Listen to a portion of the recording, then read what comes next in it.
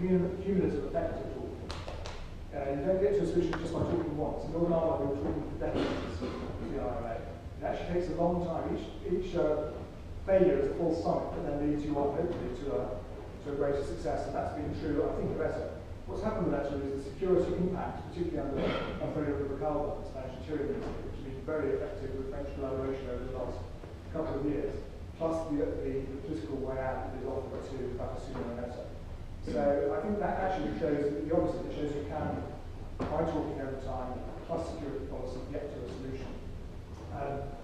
Of course, you can handle the talking badly, as Mitchell points out in his book.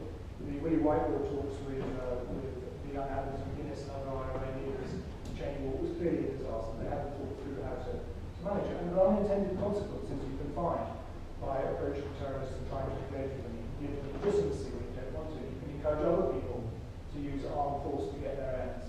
And you can give the terrorists altogether the wrong sense of things. I sat down with one terrorist group who told me they were going to pile bodies on the table before they reappeared in negotiation. You do not want to give terrorists those kind of incentives. But that's about how you handle the talks, rather than actually talking yourself. Mitchell distinguishes between what he calls the reconcilable and the unreconcilable. And he says you shouldn't deal with the unreconcilable, you should only deal with the reconcilable. This is an argument much favoured in Afghanistan at the moment. But I'd like to know how you know who the reconcilable are and who the unreconcilable are. It's very hard to distinguish between them. People shift over time. Think about Northern Ireland. Gerry Adams was certainly being considered unreconcilable in the 70s and early 80s. He became irreconcilable over time. Not a terrorist at all. A politician like Ian Paisley, he was certainly unreconcilable in the 70s and 80s, but by the end of the peace process came to be irreconcilable. So you can't know who is irreconcilable and who isn't.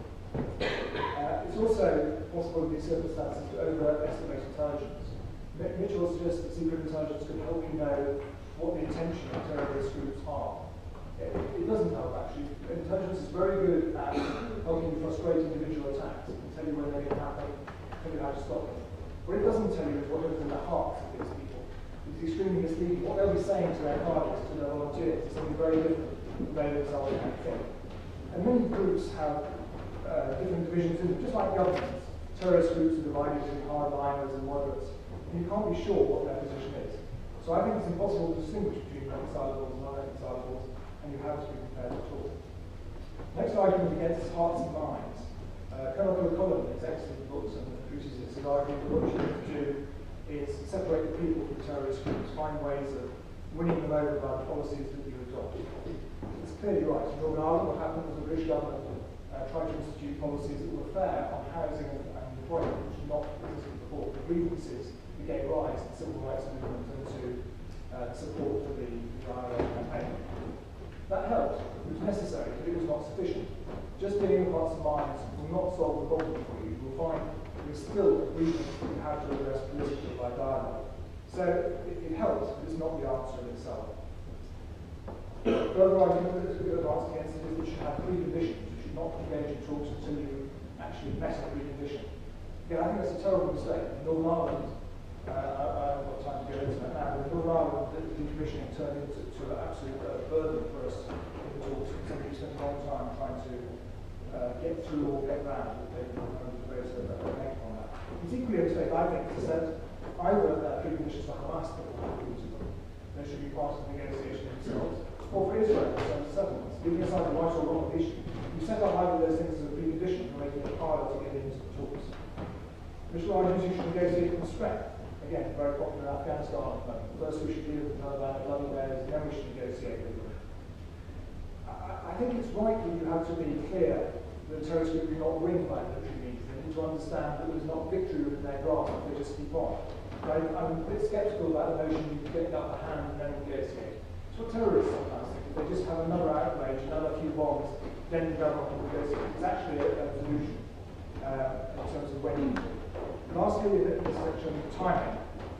Mitchell argues that sometimes they're right to talk, sometimes they're not right to talk. In my view, peace is a process, not an event. You know, it's something that happens. It's something that you work out over a long period of time. It's about trying to build trust. And General Petraeus again says in Iraq, the US authorities, US military, were too late in talking to those with blood on their hands. Mitchell has a very interesting chapter about the negotiations with the Anwar awakening and the various groups there. But I do think myself that you should start as early as you can, because it takes a very long time to have this sort of dialogue. Now, of course, there is a cycle of luck that sometimes you have to go through. People have to prove that they can't do things militarily, and you have to wait for that before you have success. But again, I wouldn't think that's an argument against talking. It's about how you go about it. So I don't think it's ever right to refuse to talk to terrorists or anyone else. Talking is not a reward for good behaviour. It is something we do for our own purposes.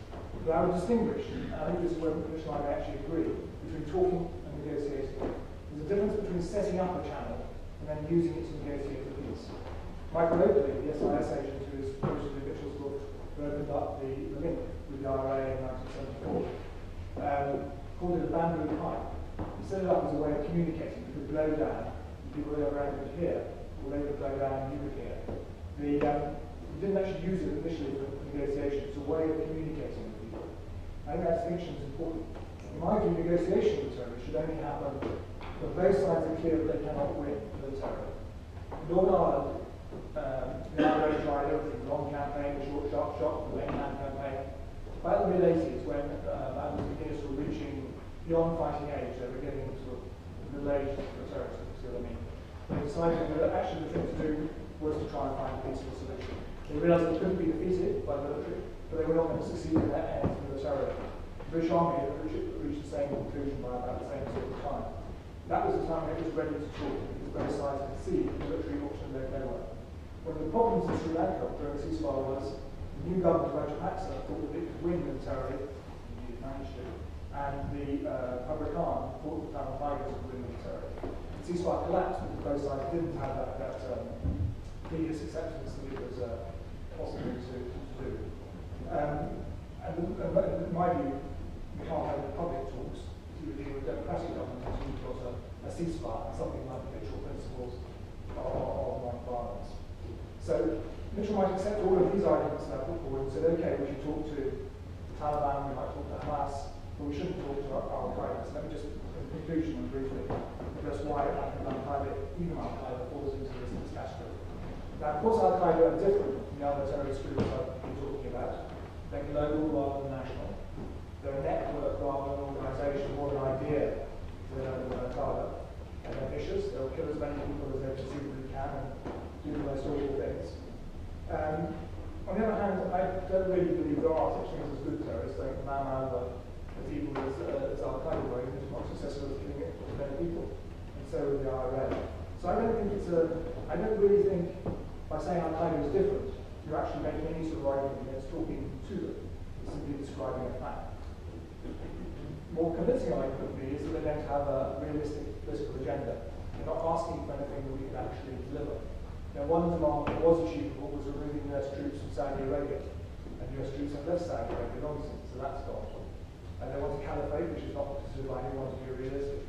But that's my point about talking. You have to try and persuade people to move to a realistic political position. For the IRA, as much as for the Taliban, it's very easy to shelter behind a position of troops out. Against the Taliban, foreign forces out. Against the IRA, Brits out.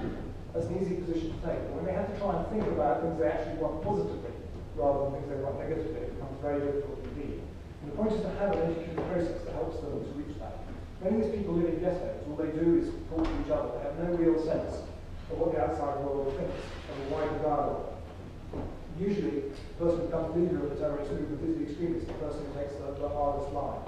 So I think that you need to have, even the concept of negotiation is often foreign to these people. It takes quite a long time to engage them to persuade them to get realistic. The next issue with Al-Qaeda is how to make contact. You wouldn't be able to march up to the UP and a Donovan rather than simply engaging in conversation. That's not likely to be successful. The answer probably is to start nationally. There are Al-Qaeda offshoots in a number of nations, in Mali and Niger, for example, where people engage with them to negotiate the release of hostages, particularly the French. Al-Shabaab in Somalia. There are groups that are quite close to the centre of Al-Qaeda who have clear Elysium demands of engagement in Tunisia and the Philippines. The cohesion of the group is crucial when you have a group that actually sticks together. In the case of the IRA, we didn't want them to split yet again. We should stay together and hope to achieve at least once instead of many times.